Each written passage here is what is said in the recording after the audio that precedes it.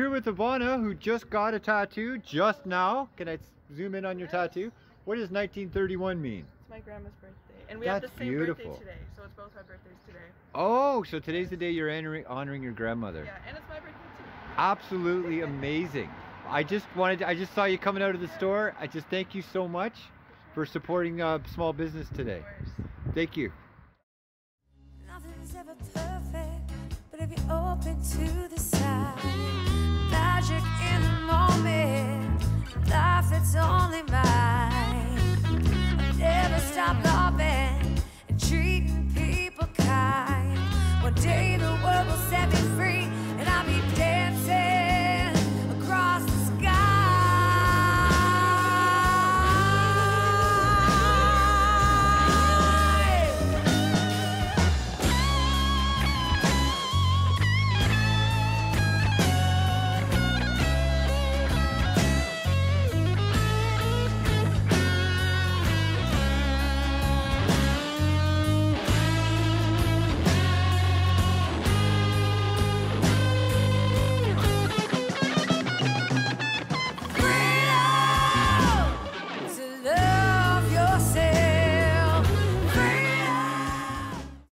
I'm here with Anthony Gagliardi from the Hamilton Freedom Movement, and we're at the tattoo studio today.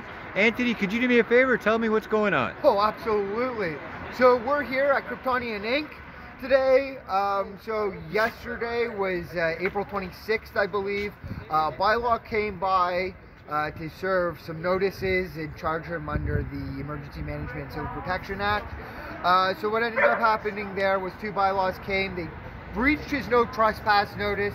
They got an officer involved. They shut down, they revoked his business license for 14 days and gave him a few charges. So we're out here today, and today's the 27th of April. Yep. We're out here today in support of him. We're out here to enforce his no trespass notice. So we're pretty much standing out here today playing security guard because these guys just want to harass him, and they don't want to obey the law. So when nobody obeys the law, well, who else to obey the law? Who else to enforce the law other than the citizens to enforce? You're here to protect our fundamental rights and freedoms based on the Human Rights Code. That's right. We're here practicing Section 1, Subsection 2 of the Canadian Police Services Act, which states that it's an officer's job to safeguard the fundamental rights and freedoms according to the Canadian Charter of Rights and Freedoms and the Human Rights Code. They're also federally regulated through the Bill of Rights, which is a part of the Human Rights Code and our Constitution as well. It is federally binding. There needs to be a federal act of parliament in order to override any of those rights in the Bill of Rights. So we're here today to make sure that those rights are protected. Excellent. Thank you very much, Anthony. No problem. I've been in business about 13 years. I started out in Oakville for a little bit, and then I went on my own in Hamilton for a little bit. Had a shop downtown, and you know, the things started getting busier and busier, and I was like, well, it's time to grow, time to grow. So I ended up moving up here on the mountain, and then I decided to build a studio, so now I can occupy 4 artists in total.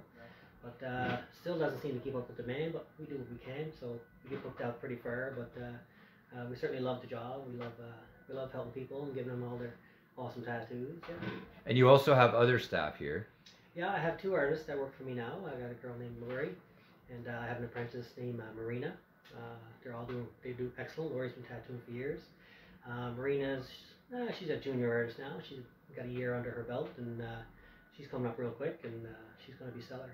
Okay, and you also employ a manager staff as well? I have a friend here named Karen, and she volunteers her time here, and she helps me organize, you know, all my clients, and she takes care of my emails and stuff, and you know, but she's real helpful. But okay, so you have a solid team, in other words. Yeah, great team. And that's obviously why we're here, is keeping the team together and alive. So the lockdown, Doug Ford has announced that you're supposed to close your business. Okay. And what happened last night? And or correction, I'm sorry, I'm not even going to cut that out. I'll just. No worries.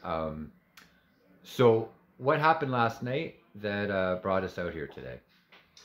So basically, when all this started, back even last year, and they started the lockdown, I was quite concerned that we got something serious on our hands, and I said, well, we gotta make sure we don't overwhelm the hospital. So I thought the idea of 2 weeks to slow the spread was good. We don't want to have too many people in hospitals and getting overwhelmed, so I had no problem staying home.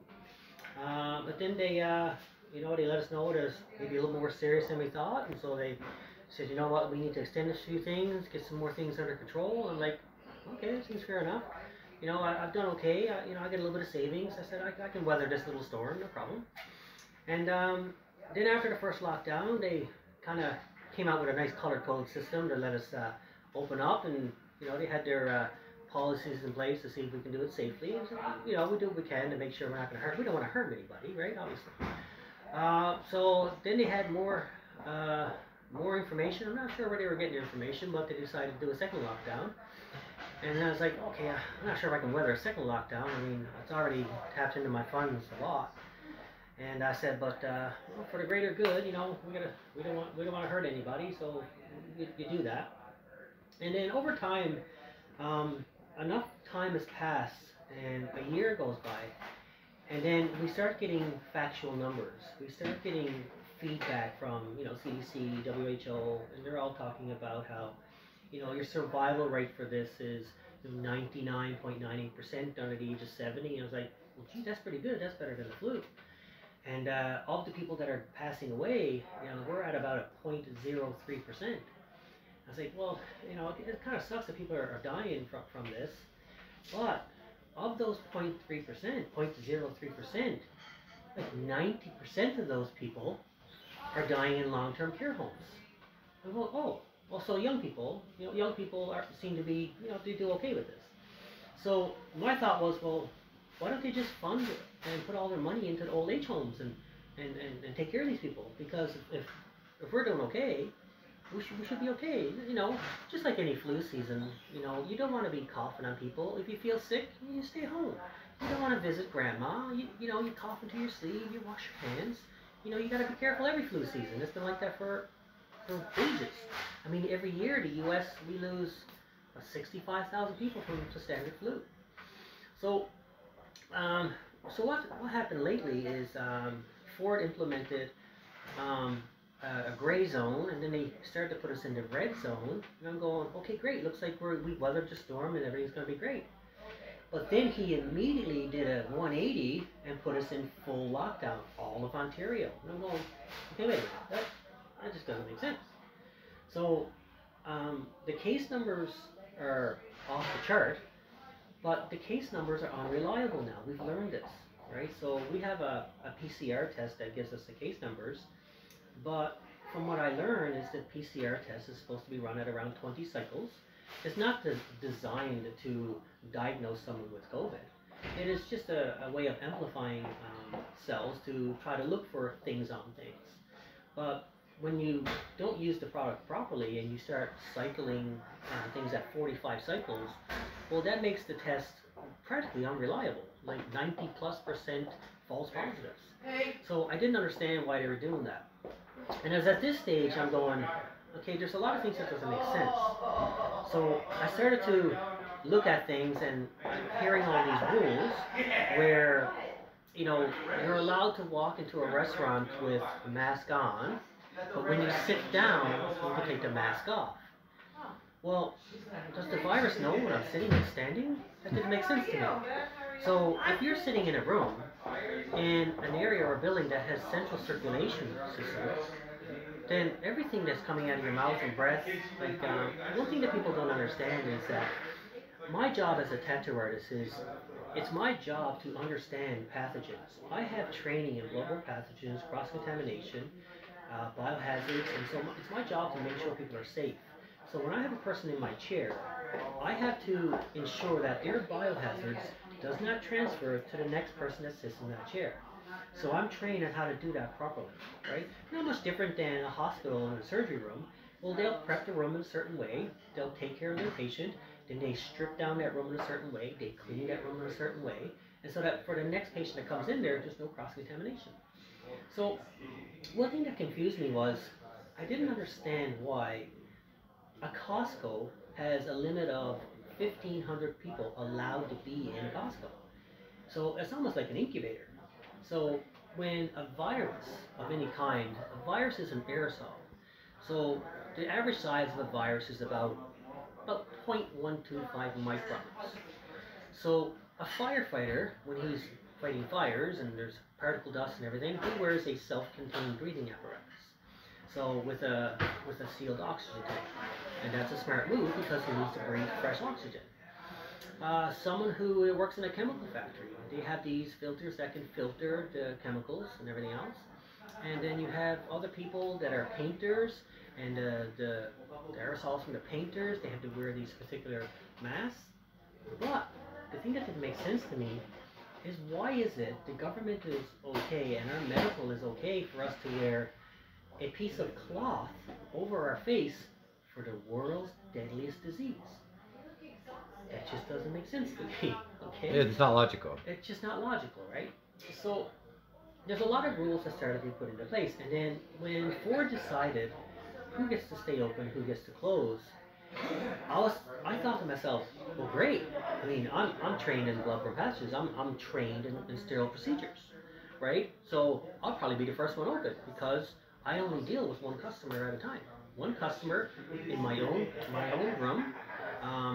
I have a level 1 air filtration system that can filter any airborne particles down to 0.003 microns. So in a technical point, my shop, you're breathing sterile air, at least until you open the door, and then that'll keep filtering. So I didn't understand, why is it a massage parlor is allowed to be open? Why is a massage parlor essential when they're massaging people with their hands and oils and you know, it's almost a breeding ground for bacteria in a certain sense, but someone who literally sterilizes cannot contact one person. That just didn't make sense to me. And then I said, why is it that Costco can have 1,200 people, but one person is not allowed into a mom and pop shop to buy one chocolate bar by themselves? That's not allowed. So what ends up happening is that one person who's buying the chocolate bar now has to go to Costco, to the big incubator with the 1,500 other 100 people in there. None of this makes sense. So the problem is, when it came to the third lockdown, I had a decision to make. I'm out of money now. So I can't afford to pay for my rent. I can't afford my light bill, credit card bills, car payments, house rent. The bit, like, not to divulge the amount of money, but you're talking thousands of dollars. When you own a business, it's thousands of dollars in overhead, you know, to stay afloat. So I need to pay thousands of dollars before I even pay myself. Mm-hmm. So that can be quite difficult.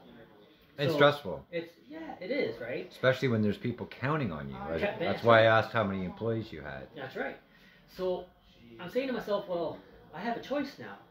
I have about, 3 weeks of funding left, or maybe 2 weeks of money left, to where I can continue to, feed and buy macaroni and cheese, and we're getting by in the basics.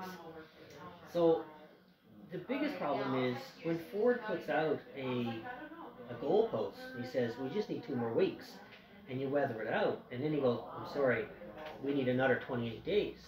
Well, I prepared for the 2 weeks. I don't have any more for 28 days, I'm sorry. So my only option after his 2 weeks is to comply with his orders and close everything up and lose my business and become homeless and then not be able to feed my children, or I can decide that I am safe enough, far safer than hospitals, dentists, and anybody else out there when it comes to sterile procedures. Logically, I can handle and take care of one person at a time and keep them safe. So for me, I decided to look into the legal side of things. And so what I learned is that I thought there was a declaration of a state of emergency, but there wasn't. In the beginning, back in 2020, in March or something, they declared an emergency, but that emergency ended. But now Ford decided to implement his own emergency, and he just made a decision. So he put out a mandate. A mandate is a suggestion. It's a suggestion from Ford that says, you need to close down because we think it's a good idea. The problem is when you close your business and it starts to interrupt with your your ability to live, your ability to pay for food, your ability for things like that. You now start infringing on my rights to life. You start infringing on my rights to my own property.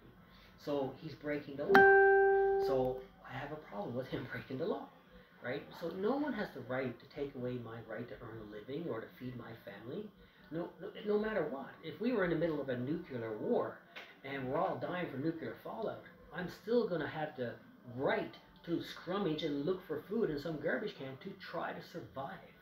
That is a basic human right, and he's taking that away from us. Trying to. But now that we know that everything he's doing is unlawful, we can make a stand, and we can say no. I'm sorry, but you're going against our Bill of Rights, and it's time to make a stand and say, well, we can't follow that anymore because your policies that you put in place is interfering with things to the point of where you're hurting people, you're creating homelessness, you're creating more disease. We have people who cannot go and get their heart surgery, or we got people that are furloughed, and we can no longer, cancer patients can no longer get that. So more people are dying and having issues with his decision than if we were open. So, you can't justify the means. It just doesn't make sense. It doesn't. Right? It doesn't. So, and I could add to that list. So, believe me. sometimes you just gotta, you gotta think logically for yourself, and think what is best for us, what's best for me, and one thing is for sure, my family supersedes anyone's decision when it comes to survival. So no one is above me. If I have the right to take care of my children and make sure I feed them, no one has the right to take that away from me. And I will defend those rights with my life. I'm happy to die to ensure I take care of my children and to ensure my livelihood. But that's where we are now. So we had bylaw come by the first time. This is last night? No, this was about 2 weeks ago. Oh, okay. So they came by 2 weeks ago, and they wanted to serve me a ticket for not complying with the mandate. Now, the mandate is unlawful, so technically they really can't do that. So I tried patiently to explain to these guys the law and how law works, and but unfortunately, a lot of these people who are hired by the strong arm Ford will come by and say, you know what, we're just following orders, they got a job to do, but what they don't understand is the job that they're given is an unlawful, illegal act, right? But they're following them anyway, right? So, so I took the ticket graciously. It will not hold up in court. To everyone out there, if you get a ticket, it's just toilet paper. You can throw this away. It goes against our Bill of Rights. You do not have to pay these tickets, so please don't be afraid. Please don't be afraid. I'd just like to add to that not one ticket has been actually successfully tried in court. No, not at all. So it's just a scare tactic to keep people in their homes and to scare people into thinking, oh, I'm going to give you a $150,000 ticket if you don't shut your business. And people are so scared because they don't know or understand the law that they just comply. And they just comply because they feel that they don't comply when they open up their business, they're not going to be able to afford to do it anyway because they're going to pay these fines. So don't worry about paying these fines. They're toilet paper, just throw them out. Okay. And it would make your life a lot easier It for is. other Yeah, businesses. you just gotta chill. You'll be fine, right? So once things are unlawful and it goes against our Bill of Rights, then we have the right to say no. So that's the beautiful thing about being a free person. But they came by again about 2 weeks later, and they wanted to serve me an accelerated ticket. So that means I've been warned and I've been given a ticket. So now I'm going to be warned again that if you don't shut down, then we're going to give you another ticket. Again, tickets are toilet paper. Bring as many as you want. So yesterday, they dropped by, and they wanted to serve me with a suspension of my license, my business license, and they wanted to fine me for not complying. So rather than even entertain these gentlemen with any of this, I pretty much just gave them the finger and said, you have no authority over me with this. Everything you do is unlawful. So I just came inside and just, went back to work. But then they came back with a police officer, and then they trespassed on me. They opened my door, stepped inside my door, and kept my door open. So that is a trespass. So I asked the officer if he could remove this gentleman from my door because he's trespassing on me. So I didn't want to get too confrontational, but I got a little upset. I started, raising my voice a little more and asking the officer. I said, you have an oath of office that you're taking to become a police officer. I mean, it's your job to protect us. It's your job to protect our constitutional rights, right? And if you got a guy trespassing against me right now, you need to remove him, right? I have the right to defend my property. I have the right. And the problem is the officer had no intention. The officer just said, I'm just here to keep the peace.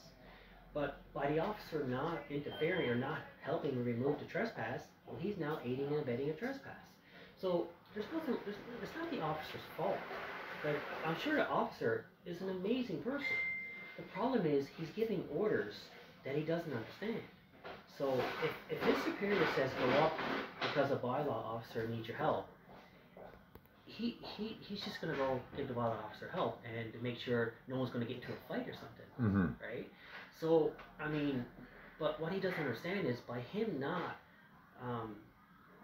arresting someone who just trespassed on me, he's breaking the law now, right? So, but because of his ignorance, rather than be too confrontational, I just let him be him.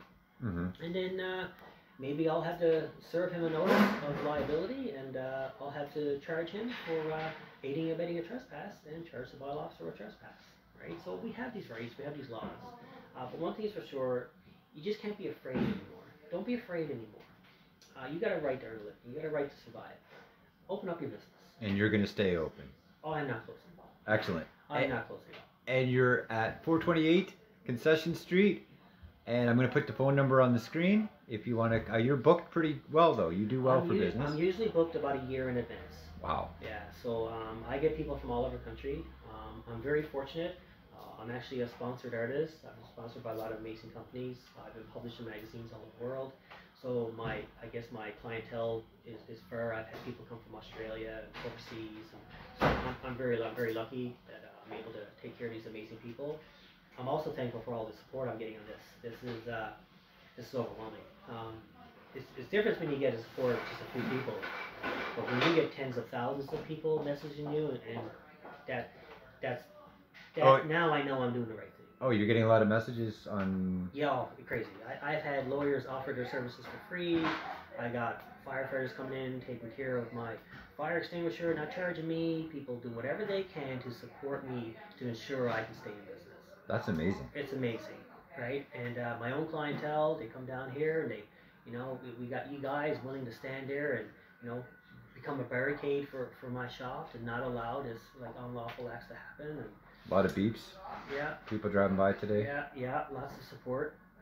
But I'm above that now. I don't need to be confrontational. What I need to do and what everybody else needs to do is make a decision.